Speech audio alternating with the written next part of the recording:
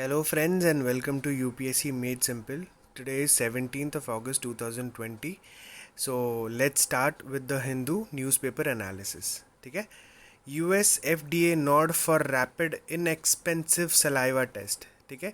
US का जो food and drug administration है उन्होंने रैपिड मतलब basically fast inexpensive saliva test मतलब जो सलाइवा टेस्ट होता है जो हमारे सलाइवा से निकाला जाता है उसके लिए नोट दे दिया है. तो बेसिकली ये क्या बोलता है, ये डिफरेंट क्यों है. Saliva direct uses saliva samples. ठीक है, ये सीधा अपने मुंह से निकाला जाता है. नेसोफेरेंगल मतलब नाक के स्वैप से या गले के अंदर उसको ये करके वो जो स्वैप निकाला जाता है वो नहीं. Is it affordable compare to other test approved by the food and drug administration. Saliva direct is affordable मतलब $10 से भी कम मिलता है, मतलब $750 से भी कम है वो. किसने डेवलप किया है ये? It is developed from researchers from Yale School of Public Health in partnership with National Basketball Association. And samples कैसे कलेक्ट किए जाएंगे? सैम्पल्स घर में भी कलेक्ट किए जाएंगे, कहीं पे भी कलेक्ट किए जा सकते हैं सैम्पल्स. तो इससे फिर आपको एक ओवरव्यू में मिल रहा है कि एक यूएस के फूड एंड ड्रग ये जो अथॉरिटी है इन्होंने जो सलाइवा टेस्ट के लिए हाँ बोल दिया. और ये रैपिड है, रैपिड मतलब फास्ट है. Airlines fighting to stay airborne. Airlines fighting to stay airborne मतलब एयरलाइंस आजकल बहुत ज़्यादा लॉस में चल रही है because of the pandemic. And two I just wanted to talk about जो पेंडेमिक के टाइम्स ने एयर जो हमारे एयरलाइंस ने जो मदद की थी, हमारे एयर इंडिया ने जो हमारे लिए किया था. Will talk about it. So what are we suppose to talk about? We are suppose to talk about Vande Bharat mission. Very nice. What is Vande Bharat mission? It is the biggest evacuation exercise to bring back Indian citizens stranded abroad amidst the coronavirus induced travel restrictions. ठीक है, समझ गए? जो corona virus में जो restrictions थे उसमें से हम दूसरे देशों से इंडियंस को लेके आ रहे थे ये वंदे भारत मिशन में. तो क्या बेसिकली ये इवैक्यूएशन था 17 लाख या 1,77,000 from the Gulf region in early. मतलब ये कैसा था? It was one of the largest exercise. 1990s में भी हमने जो हॉस्टिलिटीज़ थे हमारे इराक और कुवैत से, जो गल्फ वॉर चल रहा था, उसमें से भी हमने 1,77,000 लेके आए थे. अब ये मिशन किसको प्रायोरिटी देता है? ये इंडियन सिटीजन्स को प्रायोरिटी देता है जो जो है जिनके पास रीज़न है आने के लिए, जैसे कि उनकी एम्प्लॉयमेंट चली गई है, उनका वीज़ा एक्सपायर हो गया है एंड वो रिन्यू नहीं हो पा रहा है, एंड जिसके फैमिली मेम्बर्स की डेथ होगी उनको वो ये दे रहे हैं कि आप प्रायोरिटी में आ सकते हो यहाँ पे.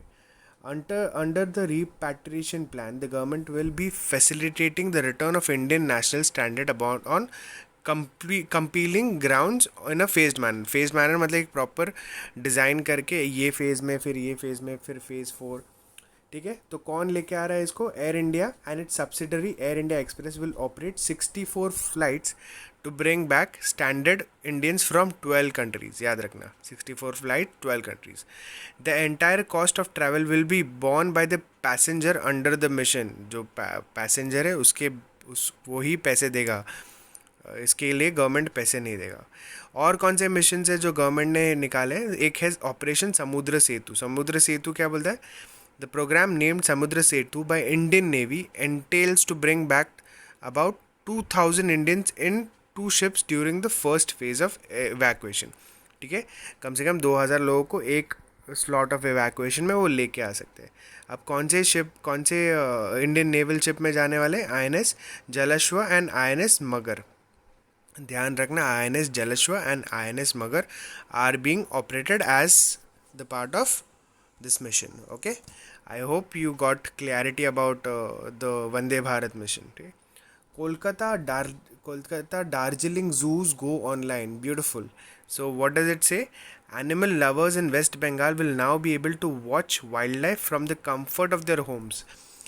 And even you guys are watching me from the comfort of your homes, so please subscribe to my channel if you like the video and if you like the content which I'm showing.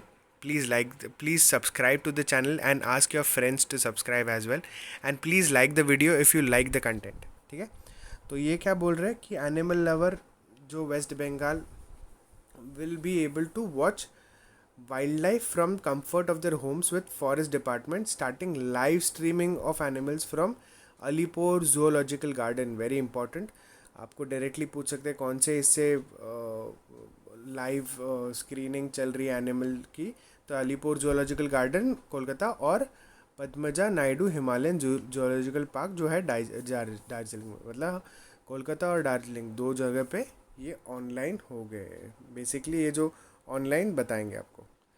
Let's go to the next topic. तो ये मेरे को थोड़ा सा important लगा, शहीद मदन लाल ढींगरा जी. तो इनके बारे में हम थोड़ी सी बात करेंगे. ठीक है, ये आए हैं पेपर में तो हम थोड़ी सी डिस्कस करेंगे. तो बेसिकली क्या, ये कब बॉर्न हुए थे? 18 सितंबर 1883 एंड इनकी डेथ हुई थी 17 अगस्त 1909. 1909 में क्या हुआ था? Morley Minto reforms.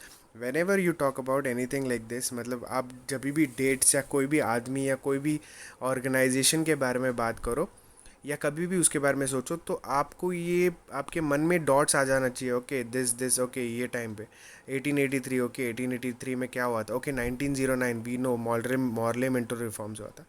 तो it keep connecting the dots and that's how I'm sure you're gonna clear civil services if you do this. Okay, so ye kaun the? Was an Indian revolutionary independence activist.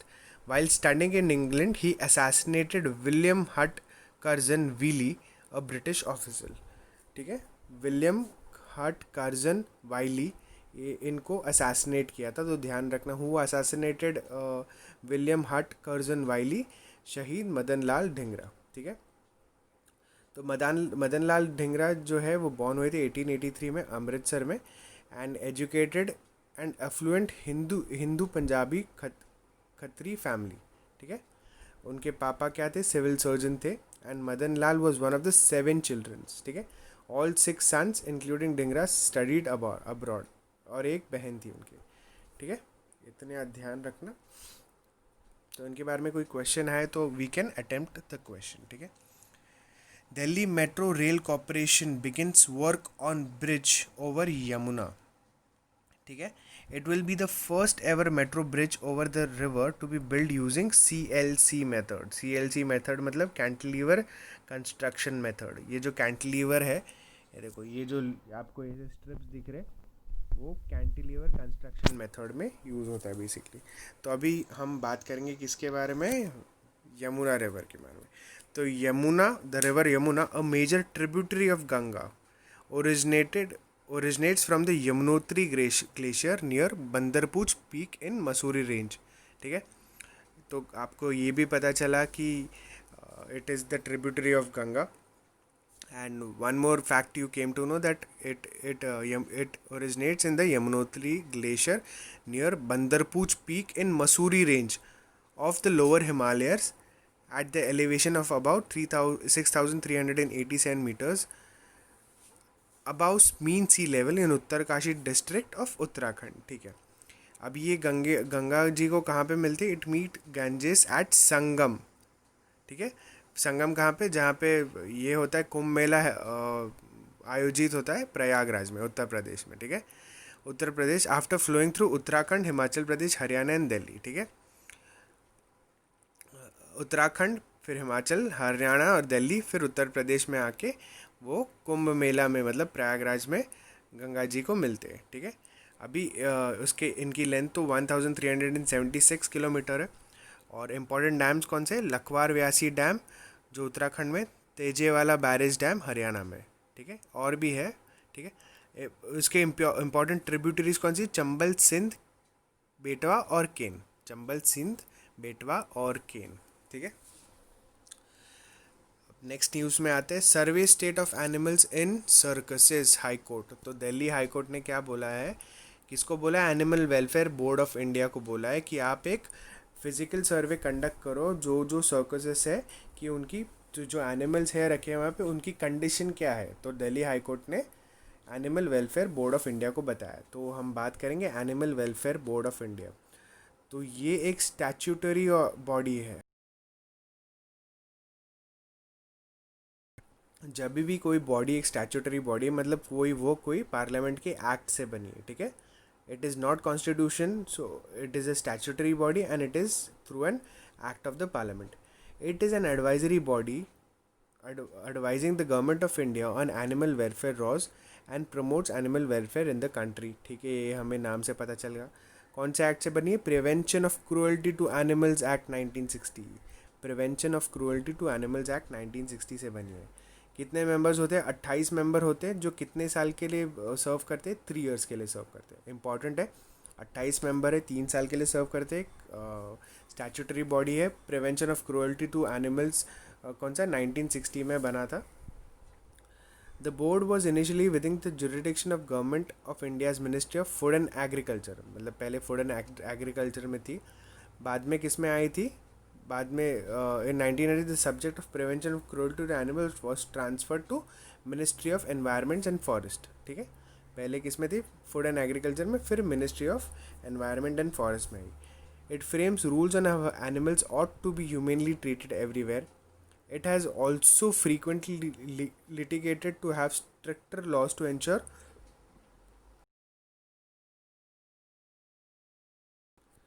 animals were not unduly harassed or tortured। ठीक है, अब इसका headquarter किधर है? बल्लभगढ़ इन Faridabad district of Haryana. ठीक है, अभी पहले वो कहाँ पे था? चेन्नई में था, अभी बल्लभगढ़ में, फरीदाबाद डिस्ट्रिक्ट ऑफ हरियाणा। तो आई होप आपको animal welfare board of India के बारे में पता चला होगा। Let's go to the next topic. Biodiversity park to come up in Aravalli. Biodiversity park environment and ecology से मेल खाता है, तो हमारे लिए इम्पॉर्टेंट हो जाएगा ये। ठीक है, अब क्या बोलता है? Biodiversity park will be developed on around 100 acres in Kassan in the Aravali mountain range. The village panchayat has adopted a resolution to pledge land for this park। ठीक है, विलेज ने क्या बोला है? Village panchayat will give land for this park. कहाँ पे होगा ये? Around 100 acres in Kasan in the Aravalli mountain range. ठीक है, तो हम थोड़ी सी बात करेंगे अभी किसके बारे में? Aravalli mountain range. The Aravallis of north western India, one of the oldest fold mountains of the world, now form residual mountains with an elevation of 300 meters to 900 meters. They stretch for a distance of 800 kilometers from Himmatnagar in Gujarat to Delhi। ठीक है, हिम्मतनगर मतलब गुजरात से start होती है, फिर राजस्थान, हरियाणा, दिल्ली, इधर सब divided है। The mountains are divided into 2 main ranges. दो अरावली जो है वो 2 मेन रेंजेस में डिवाइडेड है। कौन सी? संभार सिरोही रेंज एंड संभार खेत्री रेंज। ठीक है, ये संभार सिरोही रेंज एंड संभार खेत्री इन राजस्थान। ये खेत्री रेंज कहाँ पे? राजस्थान में, where the extension is about 560 kilometres. ये संभार खेत्री रेंज जो है वो राजस्थान में, ध्यान रखना। The hidden limb of Aravalli that extends from Delhi to Haridwar creates a divide between the drainage of river Ganga and the Indus. ठीक है, the hidden limb of Aravalli that extends the Delhi to Haridwar, मतलब एक हिडन लिम्ब मतलब एक बेसिकली, और एक उसके एक पैर जैसे जा रहे हैं जो दिल्ली से हरिद्वार के बीच में जाते हैं, और जिसमें गंगा और इंडस के ड्रेनेज हैं। ठीक है, it creates divide between, divide मतलब ये तरफ मतलब बेसिकली डिवाइड करती है गंगा और इंडस को। These are fold mountains of which rocks are primarily on folded crust. When two convergent plates move towards each other by process called orogenic movement। तो basically क्या बोलता है? ये एक fold mountains है of which rocks are formed primarily of folded crust। जो folded crust होते हैं उससे rock form होते हैं। कैसे फॉर्म होते हैं? When two convergent plate मतलब एक दूसरे को मिलने वाले plate move towards each other, the process called as orogenic movement। orogenic movement का प्रोसेस मतलब क्या होता है? कि दो कन्वर्जेंट प्लेट एक दूसरे को मिल रहे हैं। अभी Aravallis date back to millions of years when a pre Indian subcontinent collided with the mainland Eurasian plate. ठीक है, ये किसने बताया? कार्बन डेटिंग ने क्या बताया? That copper and other metals mined in the range dated back to 5th century BC। Aravallis का formation basically कब बोला है, जब pre Indian subcontinent collided with the mainland Eurasian plate. I hope you got everything about this Aravalli. आपको बहुत information मिली रहेगी. And आप अगर if you want, you can just write down the main points with whatever I say. They are very important, and that's how you're going to clear your exams. ठीक है. So editorials we're not going to discuss. Editorials will be discussed after prelims, which is October 4th. ठीक है. Flood alert sounded as Godavari level rises. ठीक है. जो flood आ रहे हैं गोदावरी, कहाँ पे, वेस्ट और ईस्ट गोदावरी डिस्ट्रिक्ट में फ्लड्स आ रहे हैं. तो क्या बोल रहे हैं ये, more than 100 tribal hamlets in west and east Godavari districts of Andhra Pradesh were under knee deep water. मतलब पैरों तले, मतलब नी तक पानी आ गया. Residents of several habitations in Devipatnam, VR Puram, Chintoor and other mandals they shifted to safer places. ठीक है. गोदावरी में पानी भर गया है, तो हम बात करेंगे किसके बारे में, गोदावरी के बारे में. अब गोदावरी बेसिकली कहाँ से आती है, गोदावरी त्र्यंबकेश्वर में आती है, नासिक के पास में, जो है महाराष्ट्र में. ठीक है. अगर आप यहाँ पे गए नहीं हो तो आप प्लीज़ यहाँ पे जाना. It is very beautiful place. I have been there. And flows for a length of about 1465 kilometre before outfalling in the bay of Bengal. तो ये भी हमें पता चला कि वो कहाँ पे ड्रेन होती है, बे ऑफ बंगाल में ड्रेन होती है. अभी ड्रेनेज बेसिन देख. Godavari basin extends over states of, कौन से स्टेट्स में आती है Godavari, Maharashtra, Andhra Pradesh, Chhattisgarh, Odisha and smaller parts in Madhya Pradesh, Karnataka and union territory of Puducherry. अभी इसके ट्रिब्यूटरीज क्या है, प्रवारा, पूर्ण, मंजरा, पेनगंगा, वर्धा, वाईगंगा, प्रणहिता. प्रणहिता किसका किसका कंबाइंड फ्लो होता है, वाईगंगा, पेनगंगा एंड वर्धा का. ठीक है. वाईगंगा, पेनगंगा एंड वर्धा मिला के प्रणहिता बनती है. इंद्रावती, मानेर एंड द सबरी. ठीक है. तो ये हो गया हमारा गोदावरी के बारे में बात. अब नेक्स्ट न्यूज़ क्या है देखते. NGT sets fresh deadline for lake rejuvenation. क्यों है ये न्यूज़ में, the national green tribunal has set new deadlines for regeneration of polluted Belandur, Varthur and Agara lakes in Bengaluru.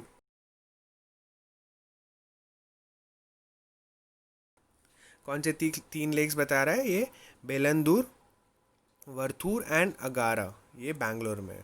ठीक है, बेंगलुरु. तो हम बात करेंगे एनजीटी के बारे में. तो एनजीटी कब एस्टैब्लिश हुआ था, 2010 में. कौन से इसमें, under the NGT act of 2010. ठीक है. For effective and expeditious disposal of case relating to environment protection and conservation of forest and other natural resources. ठीक है. क्यों आया था, एनवायरमेंट प्रोटेक्शन के लिए, कंजर्वेशन ऑफ फॉरेस्ट के लिए. ठीक है, NGT. The responsibilities also include enforcement of any legal right relating to environment. अगर कोई लीगल राइट है एनवायरमेंट को लेके, जैसे कंपेंसेशन होना चाहिए डैमेजेस का, वो सब भी एनजीटी देखता है. अब एनजीटी क्या है, is a specialised body equipped with the necessary expertise to handle environmental dispute involving multidisciplinary issues. ठीक है. मल्टी डिसिप्लिनरी इशूज़ मतलब अलग अलग टॉपिक्स से लेके जो इशूज़ हो गए, मतलब ये भी, वाटर भी, वो भी, एनवायरनमेंट भी, उससे रिलेटेड एक्सपर्टीज़ होती है एनजीटी के पास में. The tribunal is not bounded by procedure laid under the code of criminal procedure 1908. मतलब ये सीआरपीसी से बाउंड नहीं है. मतलब ये सीआरपीसी को फॉलो नहीं करती. ये किसको फॉलो करती है, the principles of natural justice.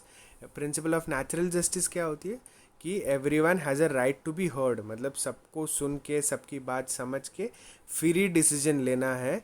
कोई भी सीआरपीसी के कोई आर्टिकल या कोई इससे सेक्शन से नहीं डिसीजन लेना. ठीक है. The tribunal's dedicated jurisdiction in environmental matters shall prove speedy environment justice and help reduce the burden of litigation in higher courts. जो हायर कोर्ट्स में जो बर्डन होता है लिटिगेशन का, उसको कम करने की कोशिश करती है एनजीटी. एनजीटी बनी है उसके लिए, ताकि कम हो जाए उसके लिए. ठीक है. तो और क्या इंपॉर्टेंट बोलता है, new Delhi is the principal place of sitting of the tribunal. और उसके ये क्या है, और 4 अदर प्लेसेस कहाँ पे ये करता है, भोपाल, पुणे, कोलकाता एंड चेन्नई। ध्यान रखना, Bhopal, Pune, Kolkata and Chennai are other 4 places of sitting of the tribunal. ठीक है, ओके। तो एनजीटी के पास कौन से केसेस सुनने की पावर है? The water prevention and control of pollution 1974, water 1974, water 1977, याद रखना, water 1974, 1977, forest 1980, air 1981, environment 1986, public liability insurance 1991, biological diversity act 2002। ये सारे केसेस को सुनती है कौन? एनजीटी। ठीक है, let's move to the next news. Whatever I feel important I will tell you. ठीक है, डोंट वरी अबाउट इट। आपको ऐसा कुछ लगता है कि मैं न्यूज़ स्किप कर रहा हूँ, बट डोंट वरी। अभी जैसे प्रिजनर डाइज ऑफ कोविड-19 इन केरला, तो हमारे लिए इम्पॉर्टेंट नहीं है, हम ये इसको नहीं पढ़ेंगे। ठीक है, UP government under fire after rape murder of minor, हमारे लिए इम्पॉर्टेंट नहीं, तो हम नहीं पढ़ेंगे। ठीक है, मैं सिर्फ वही न्यूज़ बताऊंगा जो हमारे लिए इम्पॉर्टेंट है। Congress demands JPC probe into FP interference in polls. ठीक है, तो कांग्रेस ने किसको ये किया है, अक्यूज़ किया है, बेसिकली गवर्नमेंट को बोला है कि फेसबुक से लेके तुम है ना जो पोल्स में इंटरफेयर करने की कोशिश कर रहे हो। Facebook of India interfering with India's erectile process, the Congress on Sunday demanded a joint parliamentary committee. ठीक है, तो हमारे लिए इम्पॉर्टेंट है ये जॉइंट पार्लियामेंट्री कमिटी है क्या exactly. It is N ad hoc body. Ad hoc body मतलब ये एक स्पेसिफिक चीज़ों के लिए ही बनी जाती है। ठीक है, बेसिकली स्टैंडिंग कमेटी होती है और एडॉक, स्टैंडिंग होती है और अडॉक होती है। तो स्टैंडिंग मतलब जो कंटिन्यूस होती है, और अडॉक्ट होती है जिसको एक स्पेसिफिक ऑब्जेक्ट और ड्यूरेशन के लिए बनाया जाता है। ठीक है, ये कैसे बनाई जाती है? Joint committee is set up by a motion passed in one house of the parliament and agreed by the other. ठीक है, एक हाउस में मोशन पास होता है और दूसरे हाउस में अग्री किया जाता है। The details regarding membership and subjects are also decided by the parliament. ठीक है, अभी जेपीसीज क्या होती है? On special issues are constituted to investigate serious issues which have greatly agitated the public mind and which involves fraud or corruption on large scale.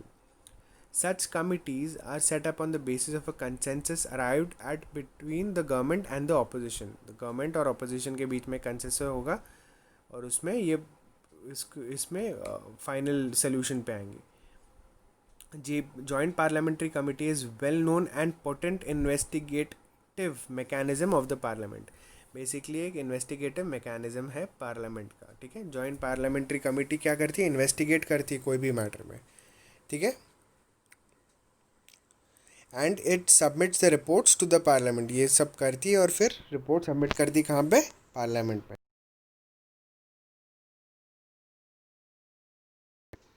ठीक है, let's go to the next. IB team to fast track Naga peace process. तो हमारे intelligence bureau fast track करेगी Naga peace process. तो हम basically जानेंगे ये Naga issue क्या है। ठीक है, the key demand of Naga groups have been a greater Nagalim. Greater Nagalim चाहिए हमारे नागा भाई बहनों को। ठीक है, ग्रेटर नागालैंड मतलब क्या होता है? Redrawing the boundaries to bring all Naga inhabited areas. मतलब जहाँ जहाँ नागा लोग रह रहे हैं उसके हिसाब से आप एक लाइन ड्रॉ करो और वो एरिया हमें पूरा दे दो। कौन से एरियाज़ में से आते हैं? Arunachal Pradesh, Manipur, Assam and Myanmar as well. अभी उनकी और एक डिमांड है। क्या डिमांड है? सेपरेट नागा येजाबो। अभी नागा येजाबो क्या है? उनका कॉन्स्टिट्यूशन है। And a separate Naga national flag. तो नागा बेसिकली क्या है? Naga are not a single tribe. ये एक सिंगल ट्राइब नहीं है but a ethnic community that comprises several tribes who live in the state of Nagaland and it's neighbourhood. ठीक है, नागालैंड और उसके आजू बाजू के एरियाज़ में रहने वाले एक एथनिक कम्युनिटी है। ठीक है, ये एक सिंगल ट्राइब नहीं है, उसमें 19 मेजर ट्राइब्स आते हैं। मैं आगे बताऊँगा आपको। ठीक है, they belong to Indo Mongoloid family. Mongoloid race को बिलोंग करते। Naga claimed sovereignty on the basis of prior sovereign existence and difference which today is expressed in terms of uniqueness। मतलब पहले वो sovereignty based on sovereign existence and differences में करते थे, अभी वो यूनिक है, इसके लिए वो अलग से मांग कर रहे हैं। अभी 19 मेजर नागा ट्राइब्स है। अभी वापस आपको मैं सॉरी बोल रहा हूँ क्योंकि मैं इसको ठीक से स्पेल नहीं कर पाऊँगा, ठीक है।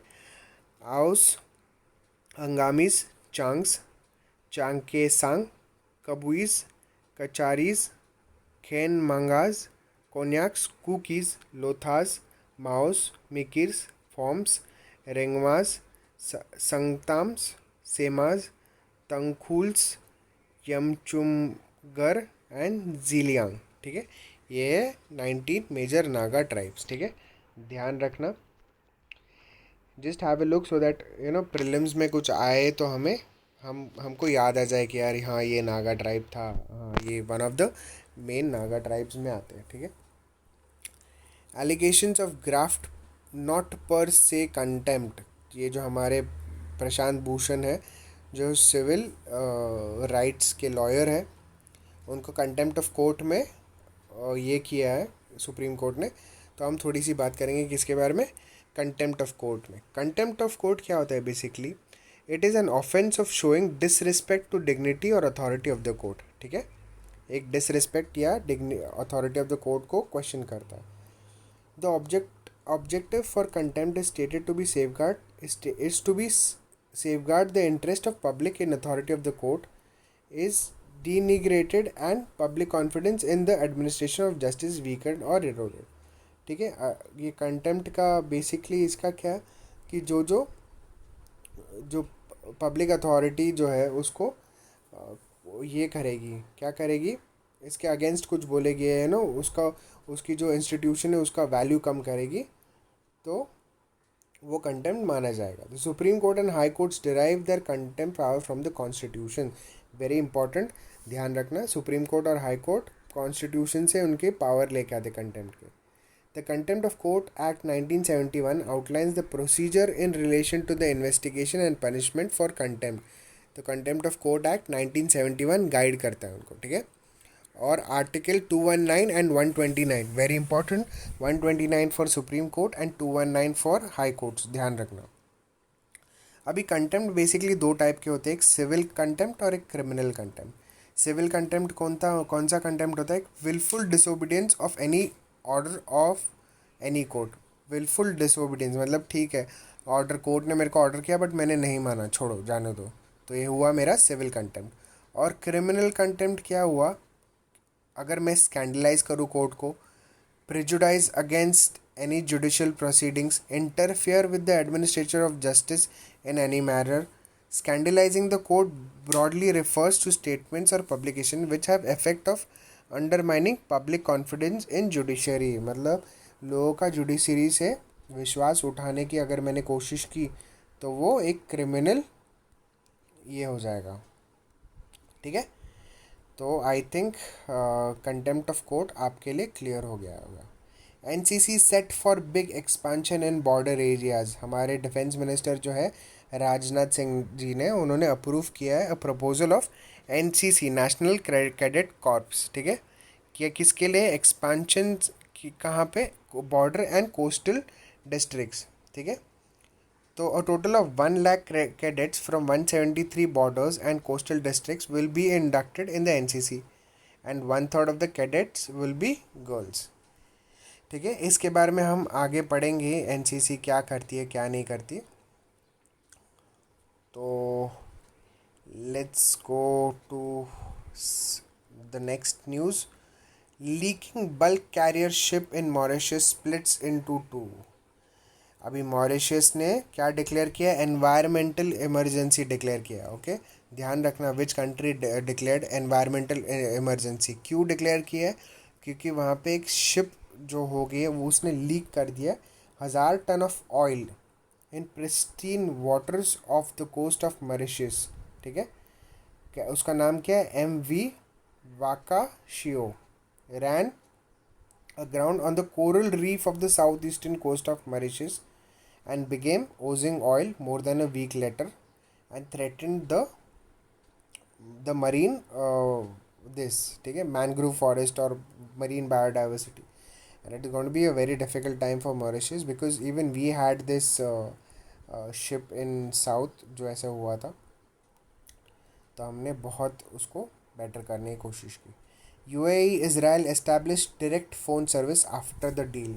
तो यूएई और इज़राइल के बीच में आपको पता है पीस डील साइन हुए, तो डिप्लोमेटिक ये चालू कर दिया इन्होंने. तो ध्यान रखना, सिर्फ इसके बारे में कुछ और इन्फॉर्मेशन आती है तो मैं आपको बताता हूँ. Carrie Lam returns fellowship. Hong Kong की जो लीडर है कैरी लैम, उन्होंने फेलोशिप क्या किया, रिटर्न किया. किसको? To a Cambridge college after a row over whether the city's academic freedoms are being suppressed. ठीक है, तो हम बात करेंगे किसके बारे में? हम बात करेंगे हांगकांग के बारे में. हांगकांग क्या थी? हांगकांग, अब थोड़ा सा बैकग्राउंड में जाते हैं. ठीक है, Hong Kong was a British colony from 1841. 1841 से ब्रिटिश कॉलोनी. पहले किसके साथ थी? पहले चाइना के साथ थी, और चाइना ने ये आइलैंड दिया था ब्रिटिश को after the first opium war which had erupted British traders smuggling opium into China. ठीक है, ध्यान रखना कि इधर 1841 में चाइना ब्रिटिश हांगकांग ब्रिटिश का हो गया था. ठीक है, Britain handed Hong Kong back to China in 1997. मतलब 1997 में ब्रिटेन ने बोल दिया चाइना को कि ये लो आपका हांगकांग वापस. इसको स्पेशल एडमिनिस्ट्रेटिव रीजन रखना, इसको अपने आप में मत ले लेना, एक स्पेशल एडमिनिस्ट्रेटिव रीजन रखना. एंड क्या साइन किया था? One country two systems formula sign किया था. किसने? यूके और चाइनीज़ लीडर दोनों ने. ठीक है, एक कंट्री होगी बट दो सिस्टम होंगे. आपका सिस्टम मतलब मेन लाइन चाइना का सिस्टम अलग होगा और हांगकांग का सिस्टम अलग होगा. ठीक है, कि हांगकांग के लोगों को मोर ऑटोनॉमी, मोर फ्रीडम होगी. अभी बेसिकली क्या हो गया, ये सारी ऑटोनॉमी और फ्रीडम चाइना ने बोला कि चलो अभी घर पे जाओ, कुछ ऑटोनॉमी और कुछ फ्रीडम नहीं मिलने वाला. तो हांगकांग अभी ये सब के लिए फ़ाइट कर रहा है. बस इतना ध्यान रखना, कुछ भी आगे इसके बारे में पता चलता है तो I will let you know. ठीक है, okay. I don't think anything is important. Yeah, that's all.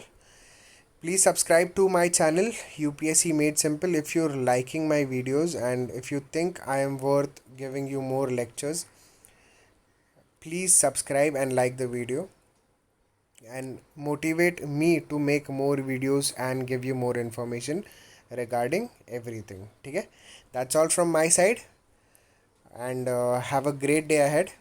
Thank you very much.